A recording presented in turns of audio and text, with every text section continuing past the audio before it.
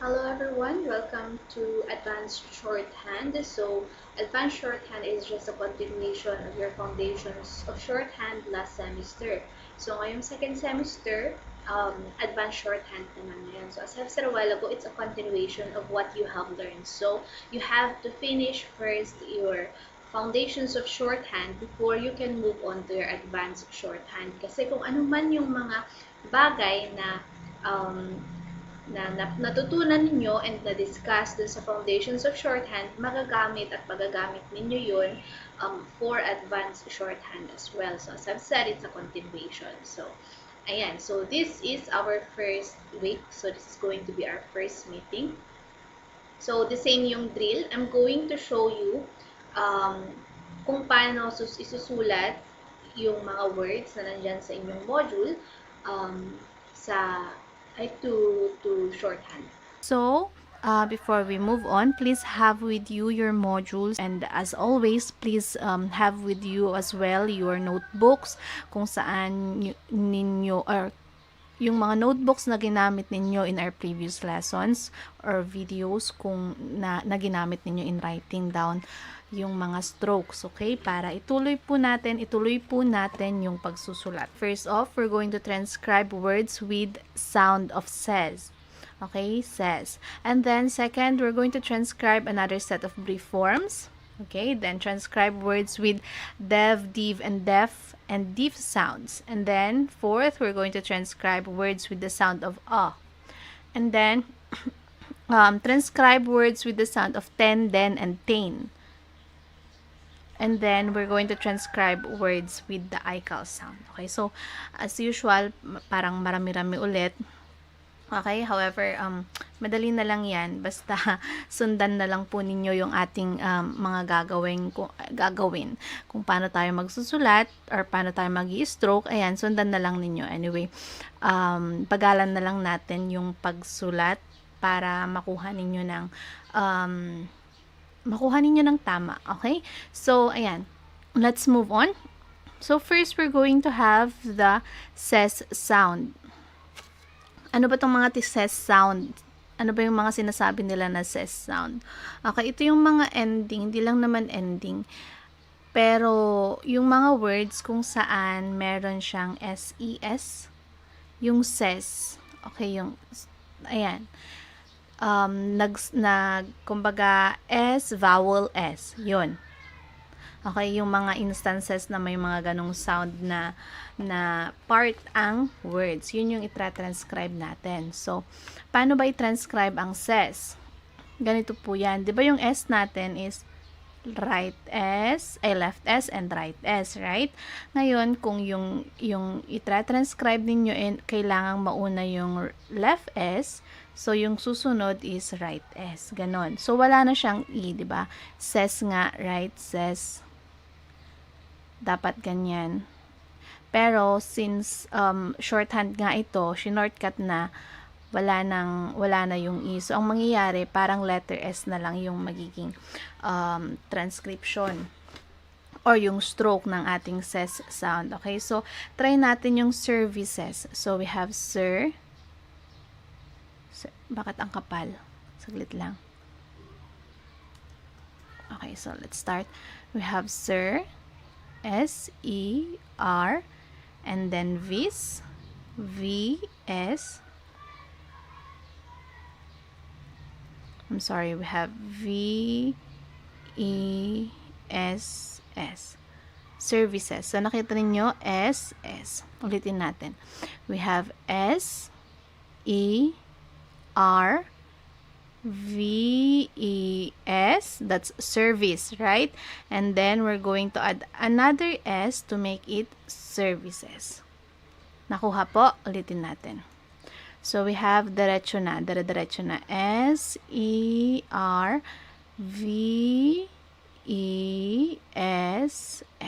services. Next, we have advices. We have add, and then vi, and then S, that's advice. Now, let's add another S to make it advices. Okay, ulitin po natin. A-D-V-I S, S. Advices. Next, we have faces. So, we have face. Una, yung face natin. F, A, S. And then says. Faces. Ulitin po natin. F, A, S, S.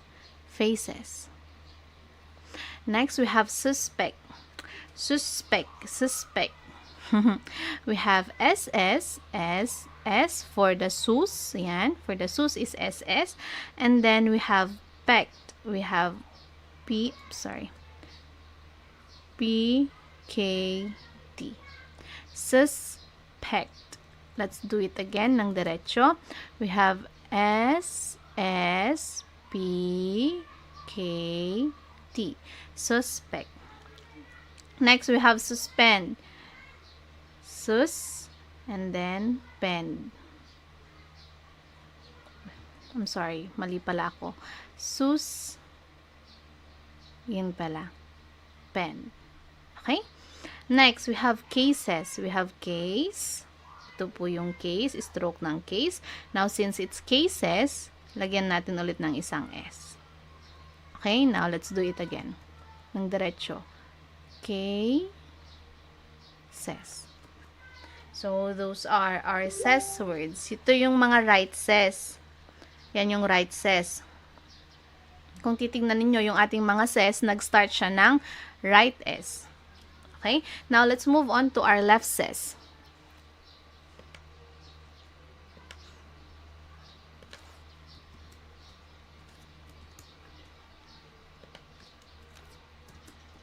Okay, so medyo marami-rami ito. Okay, so first we have spaces. So, since it's left ses, magsisimula tayo sa S. So, is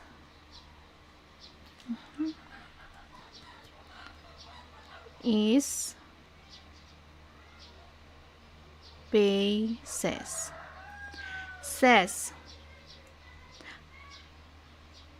Says. Syempre, kasi says na nga, diba? Says lang naman, wala namang hindi naman says, it's says. So, it's SS. That's the says sound. Next, senses. So, we have sense. And then, says. Next, process. We have PROSS.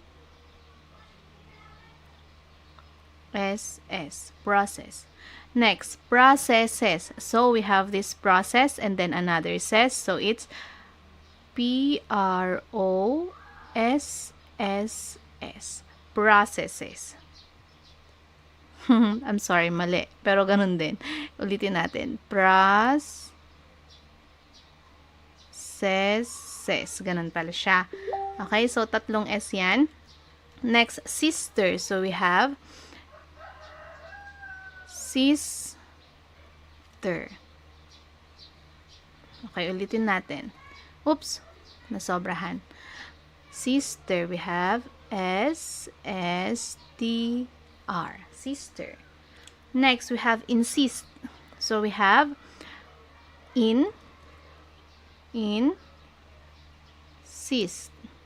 Next, system. So, we have sys and then the them blend. Them. Okay?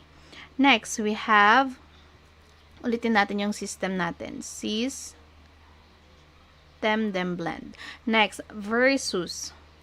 So, we have VER, and then sus. Next, promises. No promises. So, we have PROMSS. Promises. Ulitin natin. PROMSS. Promises. Necessary. Okay, so we have ses. So, NESS.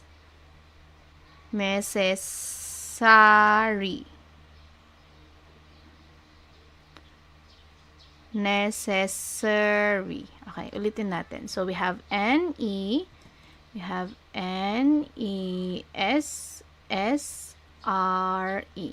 Necessary. Okay? Next, we have analysis. So, we have anal.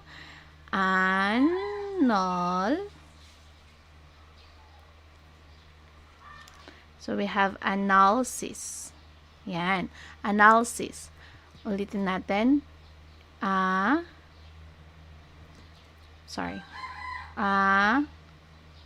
Analysis. Analysis. So, basis and bases are together because they have the same sound. So, paano si basis? We have B, A, S, S. Basis. Ulitin natin. B, A, S, S. Basis. Next, assist. So, we have assist. And then next, assisted. Assisted. Yung dit na blend. So, mahabang D. Next, we have losses. So, we have loss, L-O-S, and then says, another S. Next, Moses. So, M-O-S-S, Moses. Crisis. So, we have K-R-I-S-S.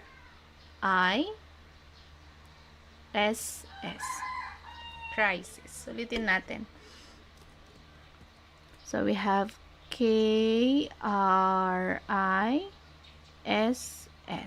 Crisis. Okay? So, yun yung ating mga lefses. So, ayan. Kung may mga hindi pa rin kayo naintindihan o hindi nasundan sa ating mga strokes, please go back as usual na sinasabi ko. Go back po dun sa part ng video kung saan hindi ninyo nakuha yung strokes. Okay? And do it again. Next, we have another set of brief form. So, first, ayan, we have our brief forms muna. Organize. So, ano yung brief forms? Given na yung mga strokes nito. Hindi mo siya pwedeng ibahin. Pwede mo siyang ibahin, pero ito na nga yung pinaka-shortcut eh. Bakit kapag gagawa kung nandito na nga, di ba? Shortcut na nga po ito eh. Ang kailangan mo na lang gawin is i-memorize. Kailangan pa bang i-memorize yan? Ganun. Okay? So, let's move on. Organize. Organize is represented by ug. Yan yung organize. Ug ko na lang. Next, govern. So, we have G and V. Govern. Next, however, we have the ow and the V. Okay, ulitin natin. However is represented by the ow stroke tapos diretsong V. Okay, so yan yung stroke ng however. Next, we have present. So, yung present is represented by P and R. Next, opportunity. We have O, P, R. Yan yung stroke naman ni opportunity. Next, acknowledge. We have A, C. Acknowledge. Excuse me. Next, we have general. So, si general, gen lamang po. Yan. Okay, so yan yung ating mga strokes for this certain words. We have organize is represented by the stroke of O and G. Govern is represented by the stroke of G and V. However is represented by the stroke of OW and V. And then present, we have PR. Opportunity, we have OPR. Acknowledge, we have AK. General, we have JEN. Okay? So, since we already had our brief form, let's move on to our brief form derivatives. By now naman siguro alam na ninyo kung ano yung tinatawag nating brief form derivatives, right? These are the words that derived from our brief forms. Kaya sinatawag na derivatives. Okay, so yung ating organize kanina is OG. Now, paano naman i-stroke itong si organization? So, si organize kanina, OG na. So, ang kulang na lang natin is yung shown. Yan. Next, organized. Organized. So, we have organized and D. Next, government. So, yung govern kanina is represented by the G and V. And then, now let's add ment. Okay? Next, presently. So, yung ating present is represented by P and R. Now, let's just add ly, which is represented by the small circle. Now, next, presented. So, si present, and then, the ted. Next, represented. So, we have rep, present, and then, ted. Next, representative. So, we have represent, representative.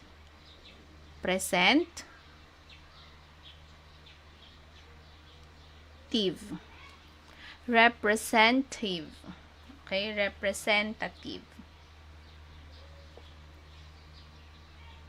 Next, we have opportunity. Opportunities.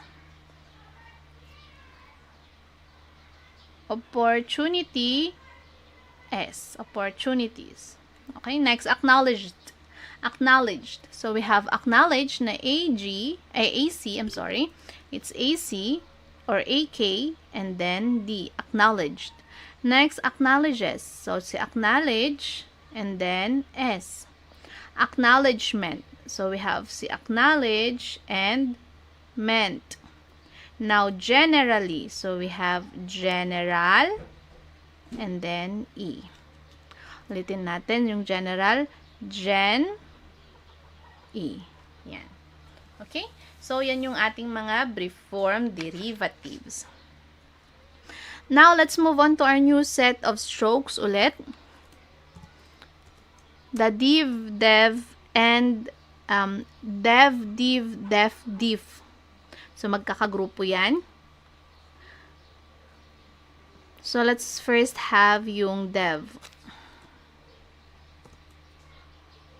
Ano ba yung stroke ng dev, div, def, div? Huwag muna. Pakita ko muna sa inyo yung ating stroke. So, yung ating stroke ng dev, div, def, and div have the same stroke. Okay? Kaya nga natin tinatawag na magkakagrupo yan. Ano ang stroke? We have the D and the V stroke. So, yan, pagsasamahin mo. At magkakaroon ulit tayo ng tinatawag na blend and that would be like a mountain. So, ganyan yung magiging stroke. Parang, ayan, ganyan. So, ito yung stroke ni dev, div, def, div. Okay, ganyan. Pag narinig mo yan sa word, ganyan agad. Okay? So, let's try. So, we have devote,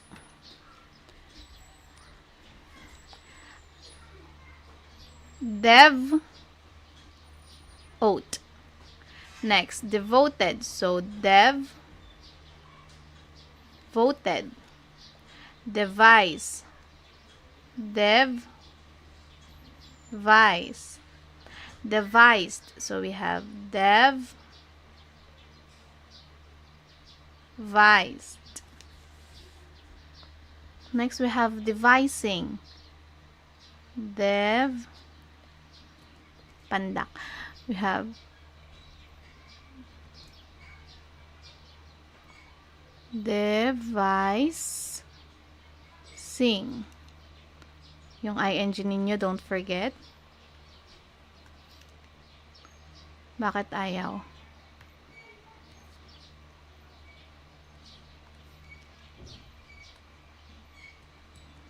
Okay. Kusang nag-e-erase. Ano ba yan? Anyway, ayan, meron na siyang tuldok. So, that's devising. Next, we have devices. Devices. So, devices.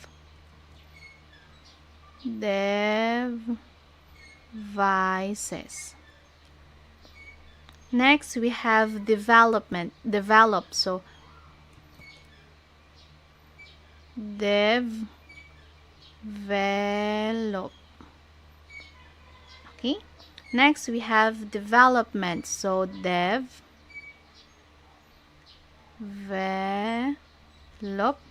and then ment. Next, we have developing. So, we have the stroke for developing.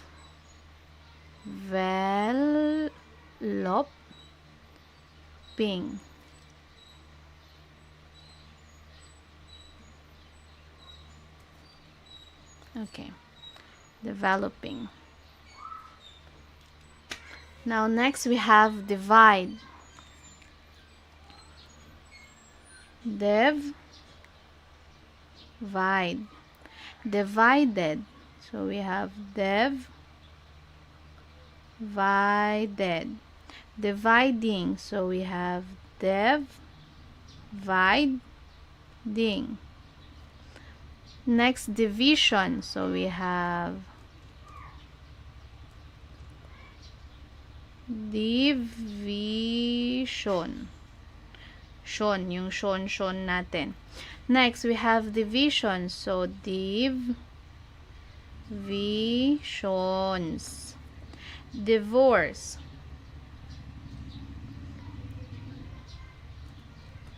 We have the div. Ayan. The divorce. Okay, ulitin natin. Divorce.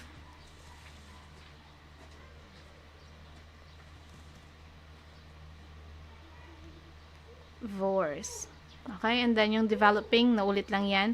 The same siya sa taas. Okay, so yan yung ating mga div words. Okay, now let's move on to our diff words. Diff words.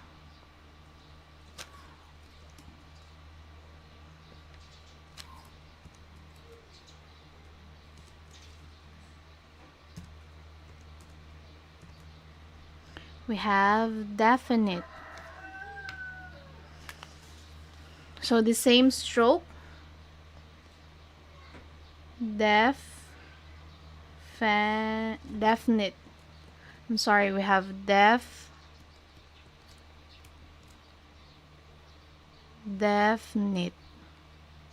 Okay? Next, ulitin natin.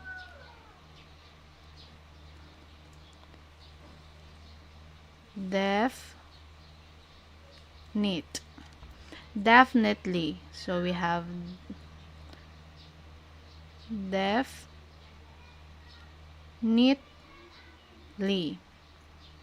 Next, defeat. Defeat.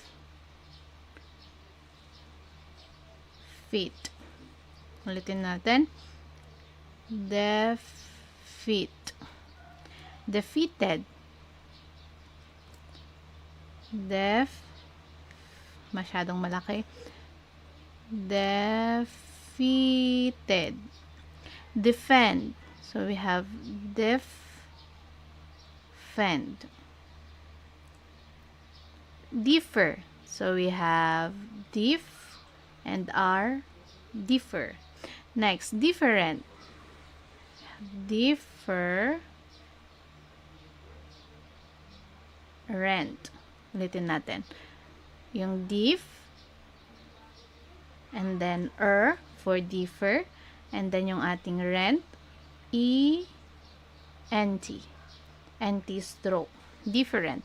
Next, difference. So we have difference.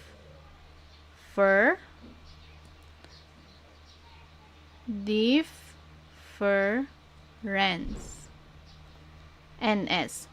Next, differences. So we have differences.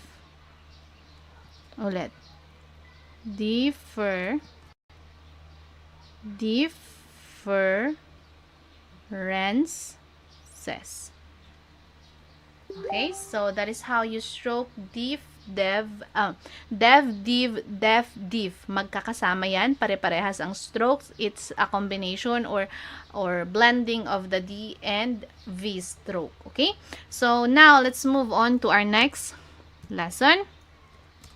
Ito naman is the A or the ew sound.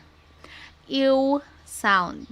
Okay? Ano yung mga ew sound? Yung few, ayan, you sound. You, as in yung you. Use, used, unit, you. Okay? So, yun naman yung susunod. Paano ba ini-stroke ang you sound? So, U sound, yung U sound mismo. Okay, kasi baka mamaya may nalilito na naman dyan. Ma'am, ang nakalagay naman doon, letter U.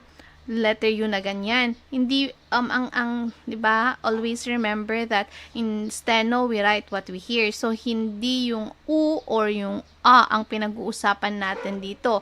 Ang sinasabi dito is the sound U mismo. Yung U mismo. Okay? Hindi po yung U, hindi po yung A, it's the U sound.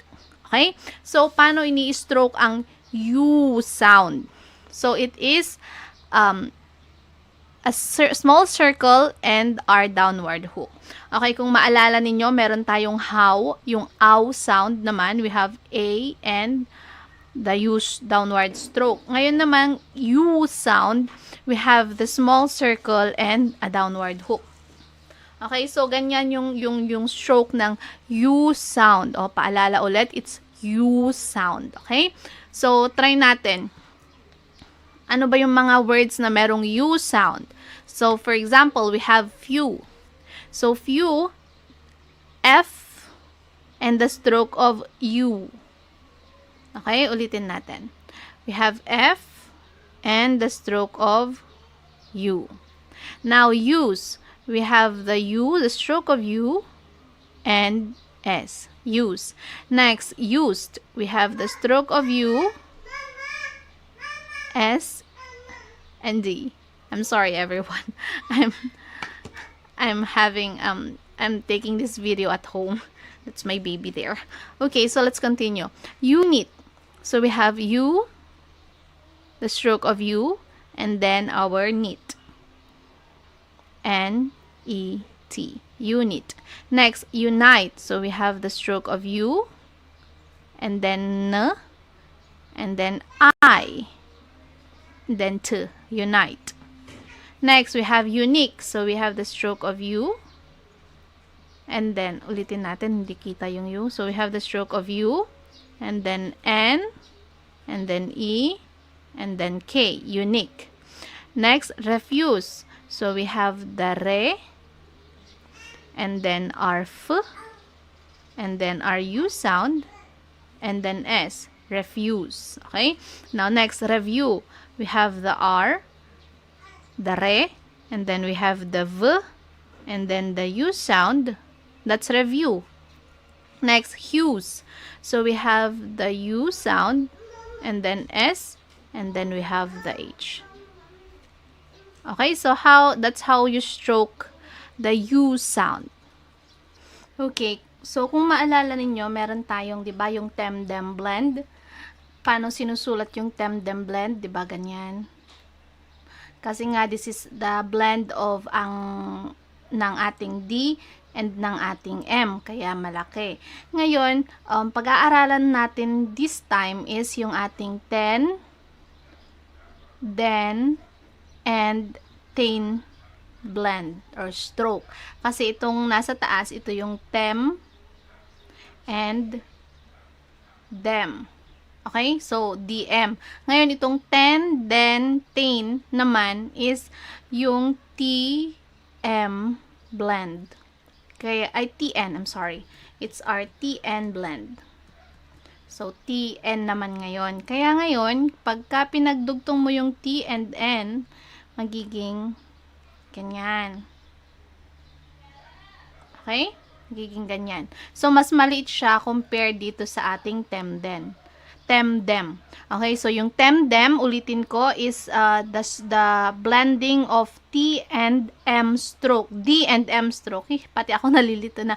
Ulitin natin. Yung tem-dem stroke is a blend of your D and M strokes. Okay? Yung ten, then, tain naman is a combination or blending of your T and N strokes. Okay? So, ayan. Ano nga ba yung mga words natin na merong ten, then, tain? So, let's try. So, here are our set of words for ten, then, and tain sound. Okay, so first we have tent. Tent. So we have ten and t. Tent.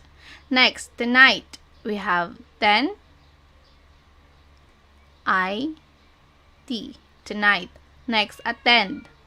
A-tend. The should be longer. Okay, next, attention. A-ten. Ulitin natin. A-ten-tion. Intend. In-tend. Intention. In-ten-tion. Stand. Is-stand. Standard. Is-stand.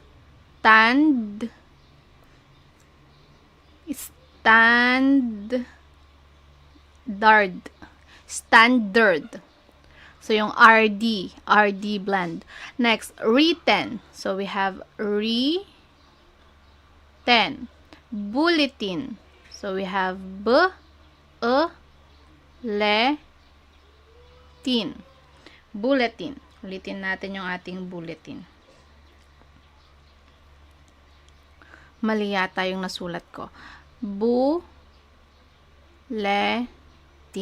Okay, yan yung tama. Next, maintenance. So, we have tenance.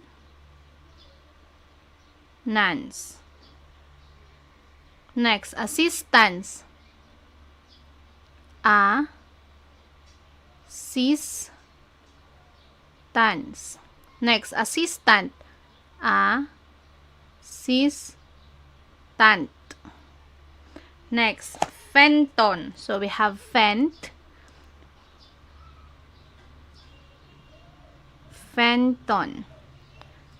And your capital symbol. Ulitin natin. So, we have fenton. Capital symbol. Next, trenton.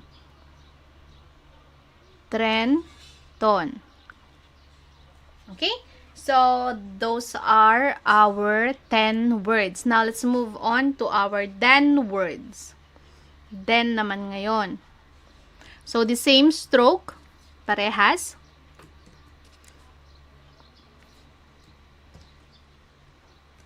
Yung 10 sa then, the same stroke. Okay, next. We have sudden. So, then. Suddenly. Suddenly. Deny. Deny. Denies. Saglit. Nice. Diretso. Ulitin natin. Nice. Okay? Next, dentist. We have So, we have and dentist. Next, dinner. We have dinner.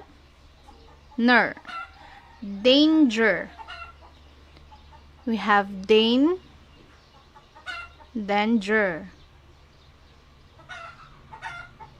Ulitin natin. Danger.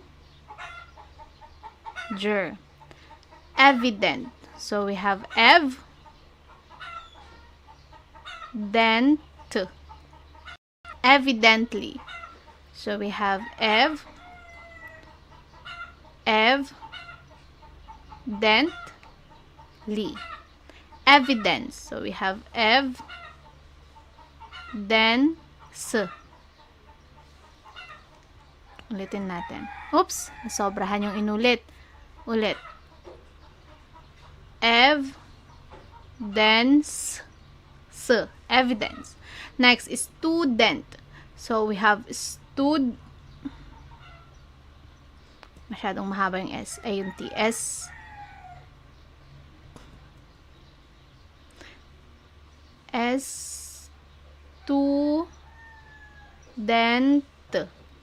Student. Next, students. S is students. Next, confidence. So we have the con, and then the fee, and then the dent. Confident. Next, president. So we have the press, and then dent. President. Next, presidency. So we have the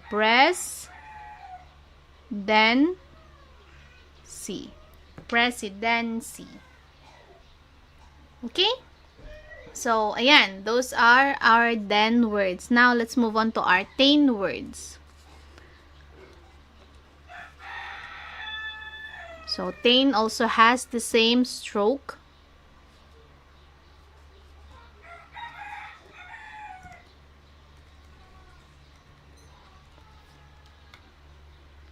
So, first we have obtain.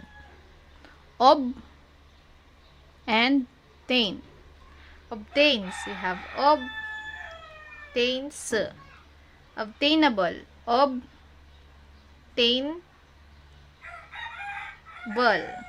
Yun yung able, di ba? Yung able natin is represented by the B stroke. Next, attain. Excuse me. Attain. Next, attain. Attained. Contain. We have the con stroke and then tain. Contains. We have the contain and contains. Now, container. We have the container. Certain. Certain. It's certain, I think. It's certain. Okay. So, yung certain natin, left S. S-E-R tain. Certainly. S-E-R-tainly. Maintain. Maintain. Okay, so retain. We have retain. Okay? So, I think that's all for this discussion. Yun po yung nilalaman ng ating lesson. I hope you were able to follow through yung mga strokes natin. And if ever that you were not able to understand or kung hindi ninyo nakuha yung kung paano siya i-stroke yung words, please repeat it. Inuulit ko na naman. I-backward ninyo, ulitin ninyo sa kung saan hindi ninyo nakuha ng maayos yung strokes, okay? Para ulitin hanggang sa makuha ninyo ng tama. And then, dun naman sa inyong mga activity, just the same. Matatagpuan din yung mga activities sa requirement section ng inyong module. So, if you are asked to transcribe it to longhand, then isulat ninyo ng longhand. And others ay pwedeng you're asked to write it on shorthand or transcribe it to shorthand, then isulat ninyo sa shorthand, okay? So, as usual, if you need any help with your activities or kung may mga hindi kayo naintindihan din na part dun sa module ninyo na kailangan ng further explanation, please feel free to message me via messenger. I'll answer as soon as I can. Okay, so see you in our next video. Good day and God bless.